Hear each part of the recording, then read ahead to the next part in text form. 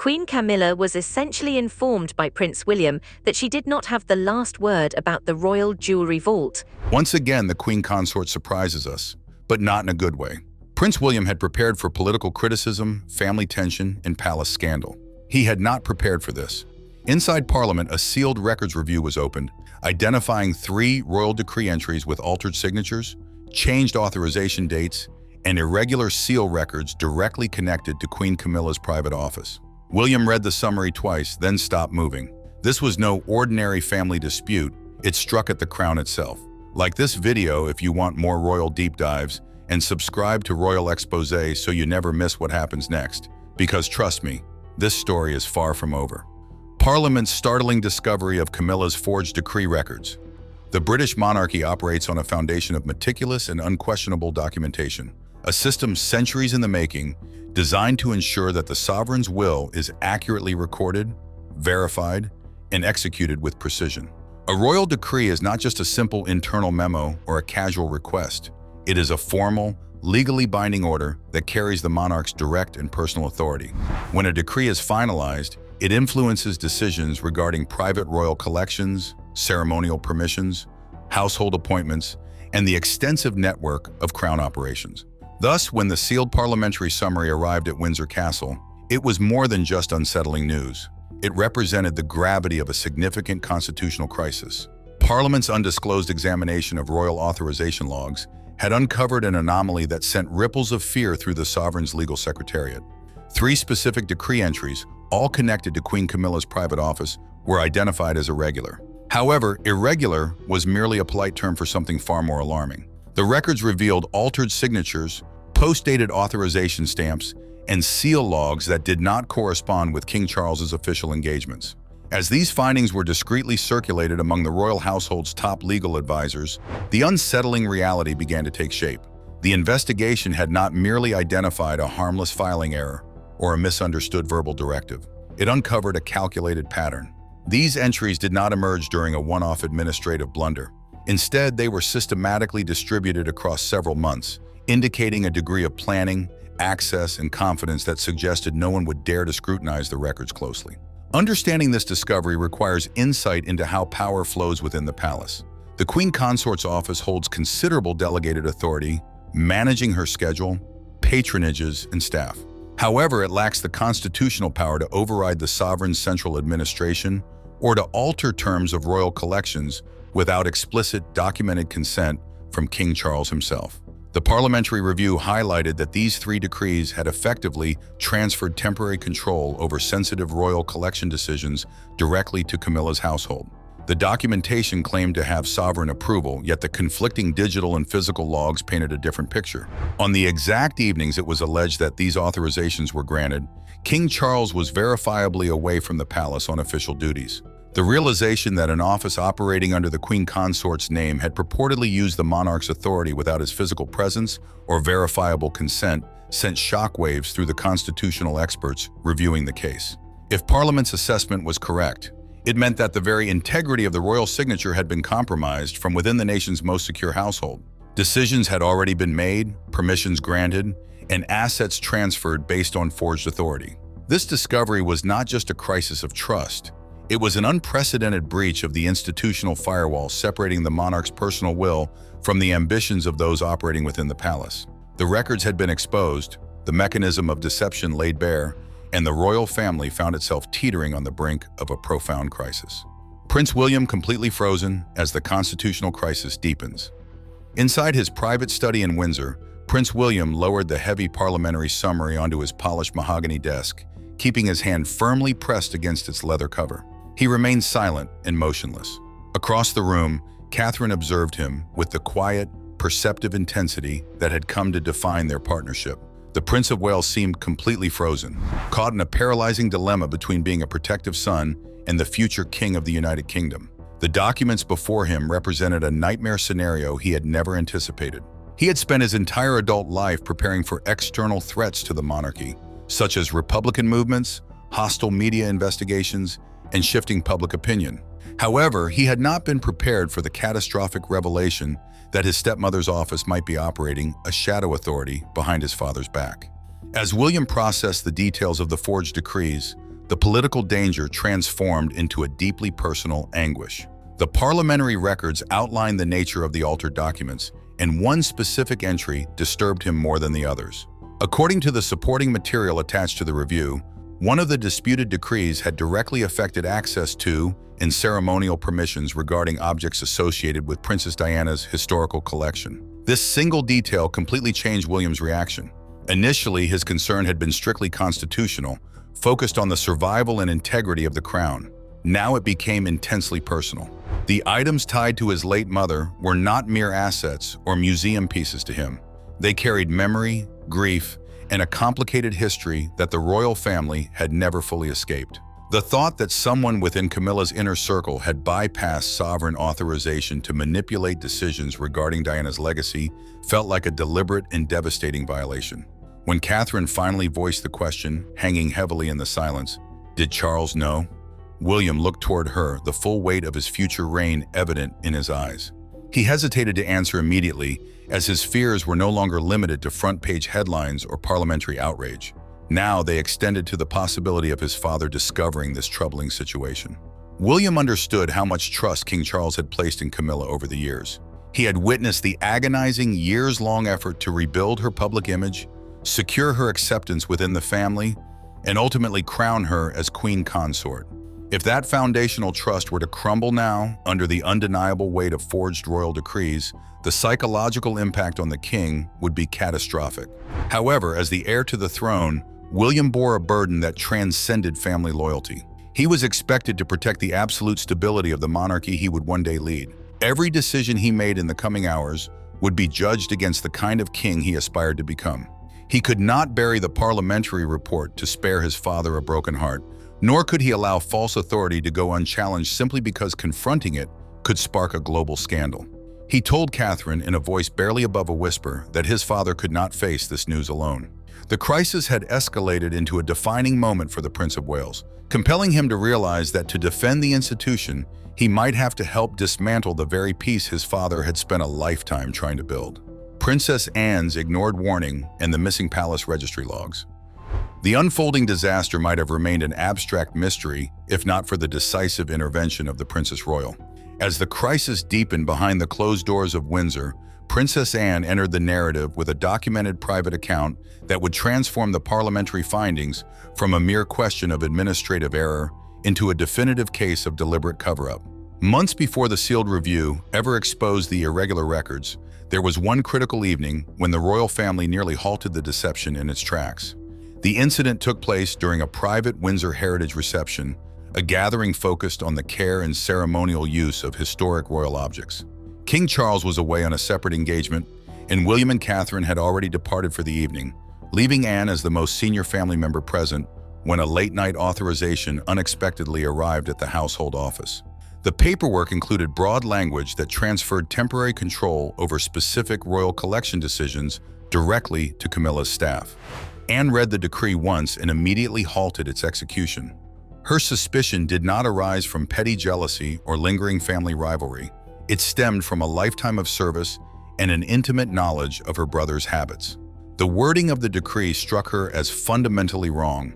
It felt too broad, too clean, and altogether too convenient.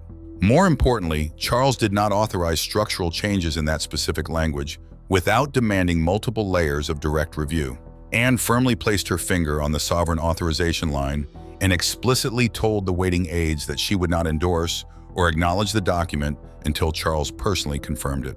Later that same night, Camilla confronted her. The Queen Consort insisted that the change was merely administrative and accused Anne of turning a routine matter of household management into an unnecessary personal question of trust. However, the Princess Royal refused to soften her position. Staring her sister-in-law down after midnight, Anne issued a chilling ultimatum. If Charles truly approved this change, he would have to tell her himself. Camilla remained silent for several seconds before turning and leaving the room, leaving the central question unanswered. The real danger, however, revealed itself only when Parliament's digital forensics team recovered the finalized internal logs from that night. When investigators searched the official registry for Anne's formal objection, they found nothing. The warning had been completely erased.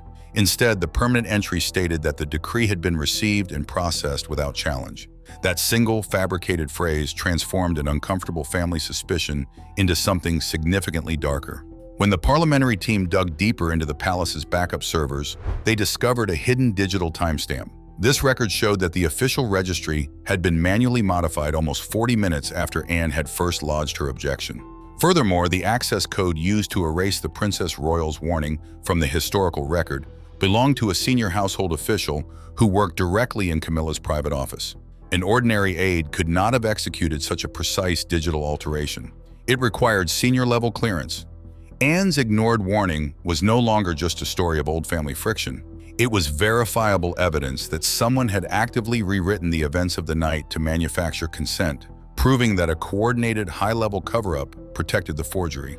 King Charles faces the ultimate betrayal inside his own royal palace. In a distant, quiet wing of the palace, King Charles sat alone with a parliamentary brief resting on the table before him. He had removed his reading glasses, placing them with slow, deliberate care beside a damning file. When his private secretary gently inquired whether Prince William had received the full, unredacted version of the report, the king did not raise his voice. This quiet restraint made the moment feel infinitely heavier. Charles had spent decades preparing to defend the crown from public controversy, political interference, and external attacks. Still, nothing could have prepared him for a threat engineered within the household he trusted most.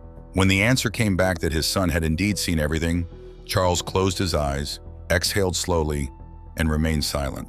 Elsewhere in the palace, Camilla waited anxiously. She refused every suggestion from her frantic aides.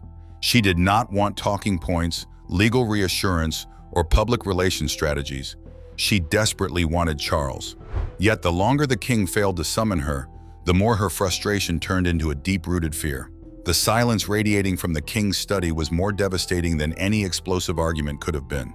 Charles was forced to endure the ultimate betrayal, the realization that his own authority, the sacred trust of his sovereign signature, had been weaponized by the office of the woman he loved. As the sovereign's legal secretariat walked him through the forensic evidence, Charles faced the agonizing process of re-authenticating his own life.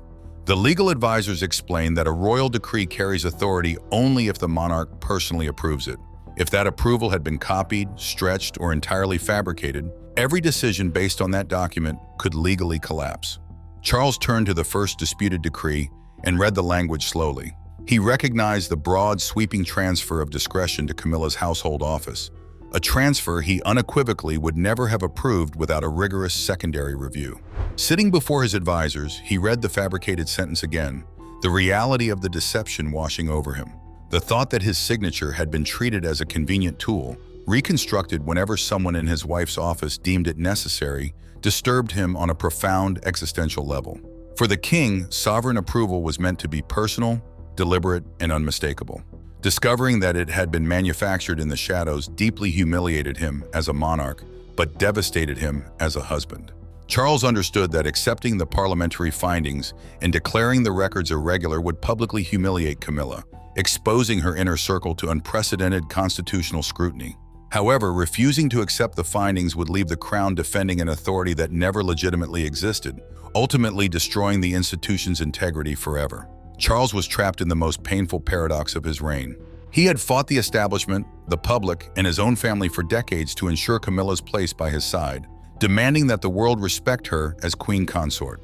Now, staring at the manipulated access logs and the erased objections of his own sister, Charles realized that protecting his wife's comfort would mean sacrificing the truth of the monarchy. In the crushing isolation of his study, the king understood that the greatest threat they faced was no longer the outside world. It was the devastating uncertainty over what she had known and what he could ever believe again. The unprecedented suspension of the queen consort's delegated powers.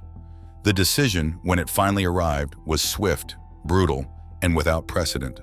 Acknowledging that the disputed royal authority could not endure merely because confronting it was emotionally painful, King Charles chose the only constitutional path available to him to preserve the integrity of the crown.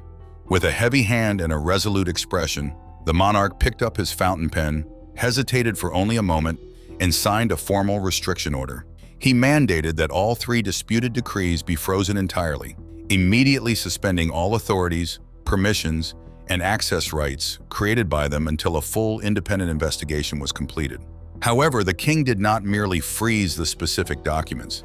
He took the extraordinary step of stripping Camilla's private household of its authority to process decrees independently. This meant that all responsibility for the contested decisions was aggressively transferred back to Charles's central household administration. From that point on, her team could no longer act under the expansive powers they had utilized for months. Any future permissions would require rigorous, documented approval directly through the king's own verification system. By the time the queen consort was informed of what Charles had done, her world had fundamentally changed, and the first doors of her palace influence were beginning to close. Camilla received the news without shouting, making the silence in her office almost unbearable.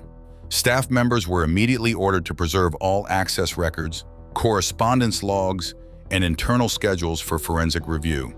However, the detail that struck the deepest and most agonizing blow was the revelation that Charles had signed the sweeping restriction without first consulting her. She had anticipated immense anger and prepared for incredibly difficult questions, but she had not expected to be entirely bypassed. She perceived his silence as a definitive judgment delivered before any final investigative findings had been reached. Sitting alone at her desk, staring at an office that suddenly no longer felt hers entirely, the queen consort understood the practical and emotional message immediately.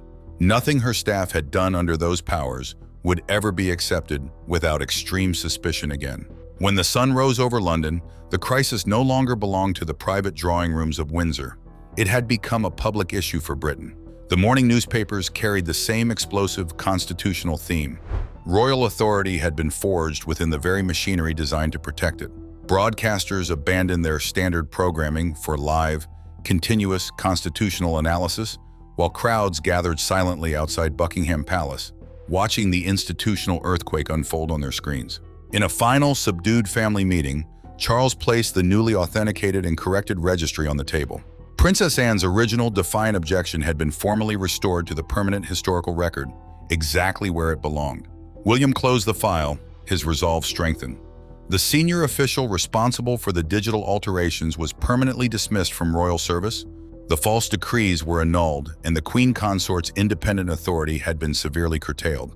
As the future king looked at his family, he recognized the lasting verdict of the scandal. The British monarchy can survive embarrassment, bitter division, and painful public truths. But the moment it allows its authority to be forged in the shadows, it risks losing the one fundamental element no crown can rule without: absolute trust.